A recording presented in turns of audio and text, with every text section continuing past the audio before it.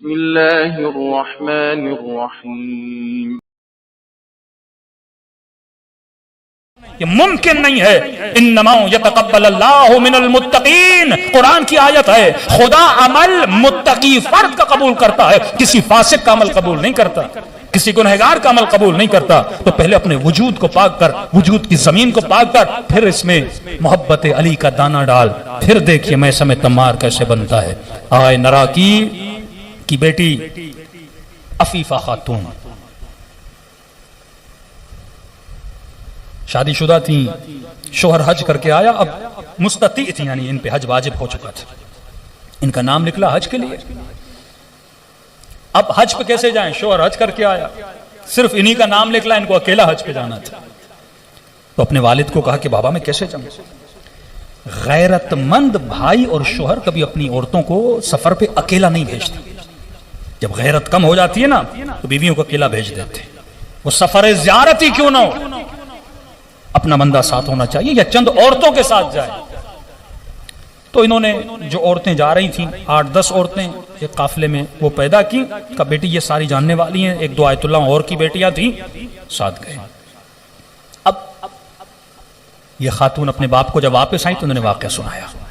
کہ بابا جب طواف کعبہ ہو رہا تھا، اب ایک پوری زندگی وہ خاتون جس نے نامحرم سے زیادہ باتیں نہیں کی، جو بازاروں میں زیادہ نہیں گئی، جو مردوں کے محفل میں نہیں بیٹھی، یہ حجب ختم ہو جاتا ہے نا. ایک خاتون نامحرم سے بات کرتی ہے گھبراہٹ، لیکن ایک میں اتنا کانفیڈنٹ ہے 10 نامحرموں سے بات، اس میں کوئی فرق نہیں پڑتا. اب کہتی ہے حج کا موسم، شیعوں کا احرام اور اہل سنت کا آپ کو پتا ہے، آدمی تو سمجھے آدھا اس کا جسم نظر آ رہا ہوتا ہے. اب حج واجب، طواف واجب. کہتی ہے جیسے طواف کرنے جاتی، حج کا رش آپ کو پتا ہے کیا ہوتا ہے، اتنا رش، مردوں کا یہاں سے کندھا لگ رہا ہے، وہاں سے کندھا لگ رہا ہے. اب کہتی ہے بابا میں حیا والی، عفت والی زندگی میں کبھی نکلی نہیں، سامنے حج طواف بھی واجب، کروں کیا کروں؟ ایک طرف حیا عفت، دوسری طرف واجب طواف. کہتی میں کونے میں کھڑی ہو کر کانپنے لگی.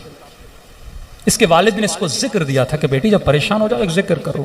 اللہ کے 2 نام تھے وہ دہرانے، یا حافظ یا حفیظ، یا حافظ یا حفیظ. کہتی ہے میں ذکر کرنے لگی، خدایا کروں تو کیا کروں؟ ایک طرف تو نے حیا کا درس دیا، عفت کا درس دیا، دوسری طرف طواف بھی واجب ہے، مردوں کے کاندھے لگ رہے ہیں، مجھے عادت نہیں مردوں کی محفل میں جانے کی. کہتی جہاں کھڑی تھی اچانک میرے کانوں میں ایک آواز آئی کہ جسے امام زمانہ کے ساتھ طواف کرنا ہے وہ جلدی آ جائے.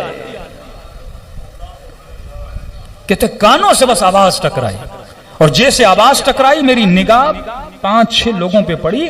وجود امام کو دیکھ رہی تھی. ایک بوڑھا تھا، بڑا نورانی چہرے والا، بڑی داڑھی والا. اس نے مجھے اشارہ کیا کہ مولا کے پیچھے کھڑی ہو جاؤ. کہتا اتنی رش میں وہ 5 لوگ تھے، ان کے اطراف میں کوئی نہیں تھا، ایک حصار تھا گویا.